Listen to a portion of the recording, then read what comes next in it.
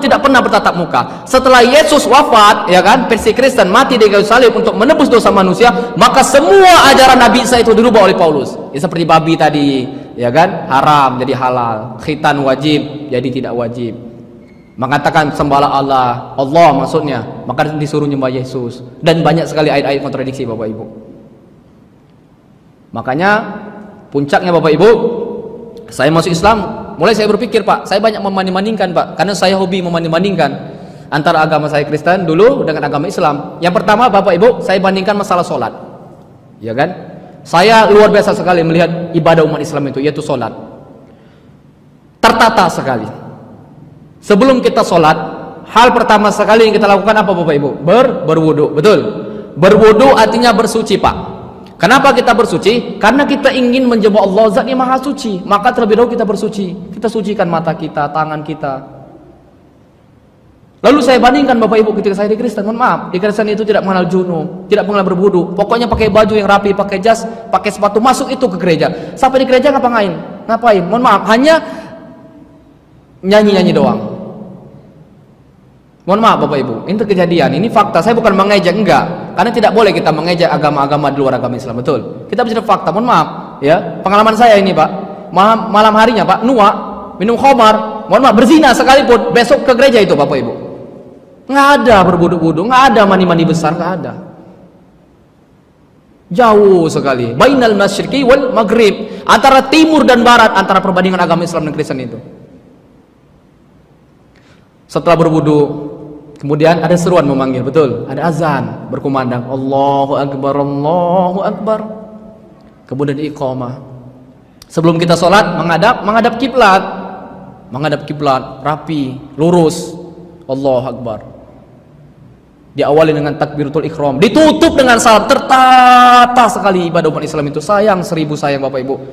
Kadang-kadang umat kita malas sholat, na'udzubillah, betul. Sedih saya Bapak Ibu, jujur, demi Allah sedih sekali saya. Malas sekali kita lihat umat-umat kita ini sholat. Maka ada bertanya jamaah kepada saya, pernahkah saya meninggalkan sholat 5 waktu selama saya masuk Islam kurang lebih 4 tahun setengah? Demi Allah saya bilang Bapak Ibu, demi Allah, wallahi billahi, tidak pernah saya meninggalkan sholat wajib 5 waktu itu. Jangankan meninggalkan sholat sunnah, meninggalkan sholat wajib, meninggalkan sholat sunnah sebelum subuh saja Bapak Ibu mau menangis saya, apalagi meninggalkan sholat wajib. Paham Bapak Ibu? Kalau meninggalkan sholat sunnah saja mau menangis, apalagi sholat wajib. Kenapa? Karena saya betul-betul mengetahui keutamaan sholat. Kalau saya tidak sholat, apa akibatnya? Kalau saya sholat, apa yang saya dapatkan? Ya kalau sholat sunnah saja sebelum subuh, pahala yang kita dapatkan dunia dan seisinya, Allahu Akbar, apalagi sholat fardu. Tapi kenapa kita, umat kita, masyarakat kita malah sembarkan hati untuk sholat? Ini yang perlu kita dakwakan kepada mereka. Padahal kalau kita ingin belajar, betul Bapak Ibu ya, kalau mereka mengetahui bagaimana keutamaan sholat-sholat itu, datang pun merangkak sekalipun, betul. Ingin datang berjamaah sholat, merangkak sekali Bapak Ibu. Allahu Akbar. Ini rumah masjid, ini masjid, ini rumah, tinggal melangkah nggak sampai 5 menit, 10 langkah, nggak mau sholat. Banyak kejadian ini Bapak Ibu, sedih kita. Ini lebih sedih lagi Bapak Ibu, mohon maaf, ketika saya bermasyarakat Pak, banyak sekali Bapak Ibu saya temukan di luar sana, anak-anak yang sudah berusia 60 tahun Bapak Ibu nggak bisa baca Al-Quran Pak. Anak-anak maksudnya sudah tua, malu kita, sudah tua nggak bisa baca Al-Quran. Di luar sana banyak itu, tapi yang ada di sini nggak ada itu, nggak ada yang ngaku. Ini menjadi renungan kita Bapak Ibu, betul. Ini yang pertama, saya membandingkan masalah sholat. Yang kedua, saya membandingkan Al-Quran dengan kitab suci saya, seperti saya bilang tadi, Al-Quran bisa dihafal, ya kan? Kemudian dibaca dengan suara yang merdu, bisa menggugah hati, betul Bapak Ibu. Bahkan bisa menangis kita dibuatnya, Allahu Akbar, seperti imam tadi mengimami kita dengan bacaan yang merdu, Allahu Akbar. Padahal kita nggak paham artinya, nangis kita. Tapi kitab suci saya dulu Bapak Ibu, Injil atau Alkitab, enggak. Ayatnya saja membingungkan. Mana bisa dibaca-baca dengan lantunan-lantunan yang merdu? Nggak bisa. Kenapa? Karena tulisan karangan manusia dengan bahasa Indonesia. Terus puncaknya Bapak Ibu, saya mulai berpikir, ini juga menjadi wawasan kita, menjadi ilmu kita juga untuk berdakwah. Jadi kalau kita ingin berdakwah dengan orang Kristen itu, jangan menggunakan Al-Quran Pak. Kenapa? Karena mereka tidak beriman. Mainkan saja logika. Apa kriteria Tuhan? Bilang saja, apa kriteria Tuhan? Pertama, Tuhan itu pasti Maha Pencipta, betul? Mustahil Tuhan tercipta. Nah, sedangkan Tuhan Yesus atau Nabi Isa, dia tercipta, berarti dia bukan Tuhan.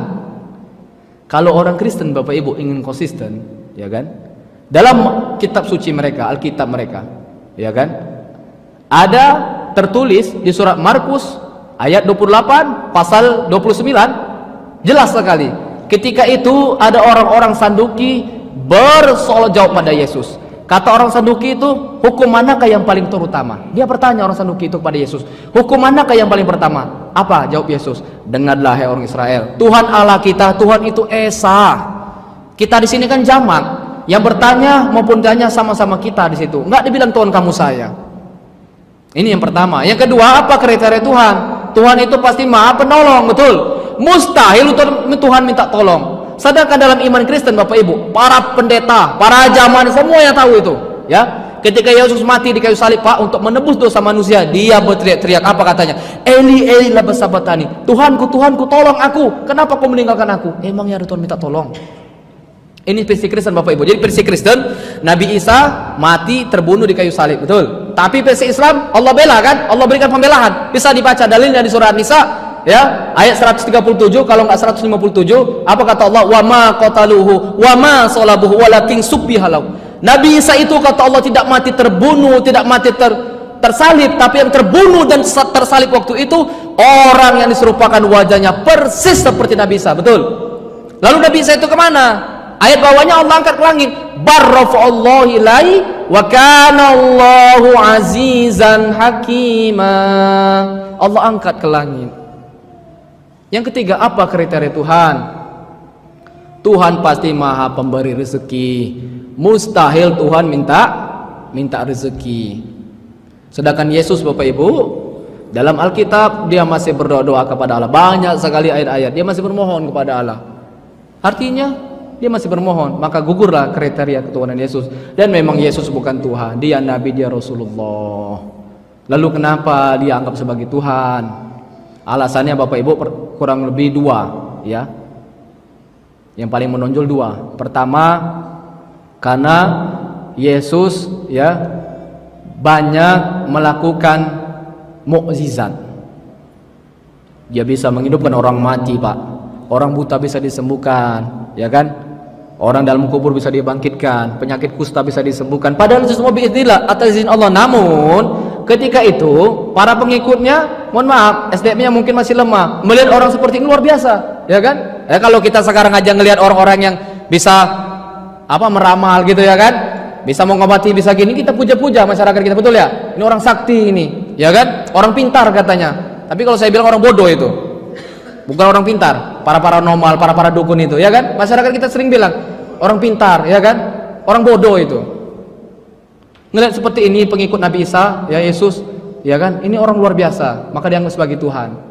Terus Yesus atau Nabi Isa lahir sangat dahsyat katanya. Kenapa? Karena dia punya ibu tanpa bapak, Pak. Hanya saja orang Kristen nggak konsisten, Bapak Ibu. Kalau alasannya cuma itu, ya kan? Mohon maaf, sekarang banyak juga anak lahir tanpa bapak, betul Bapak Ibu? Aturan Tuhan juga itu, ya kan? Makanya kalau saya berdialog Bapak Ibu dengan bapak saya alhamdulillah pertama sekali masuk Islam. Namun saya bisa mengislamkan ibu saya dan 4 orang saudara saya, Pak. Setahun saya masuk Islam, saya bisa mengislamkan ibu saya. Kemudian 2 tahun saya masuk Islam, bisa mengislamkan 2 orang saudara saya. Dan baru-baru ini saya mengislamkan 2 orang saudara saya lagi. Jadi kami sudah 6 orang yang sudah Islam. Kalau bapak saya belum mau masuk Islam. Tapi saya sering berdialog. Saya bilang sama bapak saya, Pak, saya main logika. Kalau memang agama Kristen yang benar dengan mengimani Yesus sebagai Tuhannya, kami pun orang Islam ikut selamat. Kenapa? Kami juga beriman kepada Yesus, kami juga beriman kepada Nabi Isa, betul. Tapi kalau Islam yang benar dengan kami mengimani Nabi Muhammad sebagai Nabi kami, sebagai Rasul kami, lalu orang Kristen tidak mengimaninya, maka wassalam, kamilah yang selamat. Bapak yang masuk neraka, saya bilang gitu. Jadi orang Islam itu diuntungkan, betul, ya kan? Kita beriman kepada Injil, kita beriman kepada Nabi Isa, kita beriman, ya kan? Kalau memang Kristen yang benar, ya kan? Ini logika saja. Dengan mengimani Yesus, kita pun juga ikut selamat. Tapi belum juga dia mau masuk Islam. Keras sekali, Pak, orang Batak itu, ya kan? Sering sekali saya ajak berdialog, ya kan? Saya bilang, Pak, orang Islam itu jauh sekali perbedaannya dengan orang Kristen. Simpel saja. Orang Islam itu, Pak, wajahnya bercahaya, saya bilang, bersih, berseri-seri, betul. Kenapa? Karena dia sering berwudu, ya kan? Minimal dalam sehari 5 kali basuh muka. Jadi kelihatan cahayanya. Sebagaimana Allah firmankan, ya kan? Simahum fi wujuhihim min athari sujud. Di wajah-wajah orang mukmin itu, kata Allah, tampak bekas-bekas sujud, berseri-seri bercahaya. Mohon maaf, Pak, wajah-wajah orang Kristen itu, mohon maaf, seram-seram, ya kan, jelek-jelek, ya kan? Kenapa? Makannya saja yang haram-haram, babi, anjing, naudzubillah. Mohon maaf, Pak, seperti wajah Bapak, saya lihat seram, takut, saya pun takut melihatnya. Tapi lihat wajah saya, berseri-seri. Dan wajah-wajah orang Islam itu berseri-seri semua. Makanya saya bilang sama ibu-ibu orang Islam, Bu, kalau ingin membandingkan antara Kristen dan Islam itu, bandingkan saja mukanya. Enggak percaya, nanti ke pasar berdiri ibu-ibu, bandingkan dengan muka-muka inang-inang di sana, pasti beda, betul? Ya Pak ya? Beda. Dari wajahnya saja beda, ya kan? Orang Islam itu bersih, subuh-subuh sudah bangun kita segar, ya kan? Orang Kristen mana?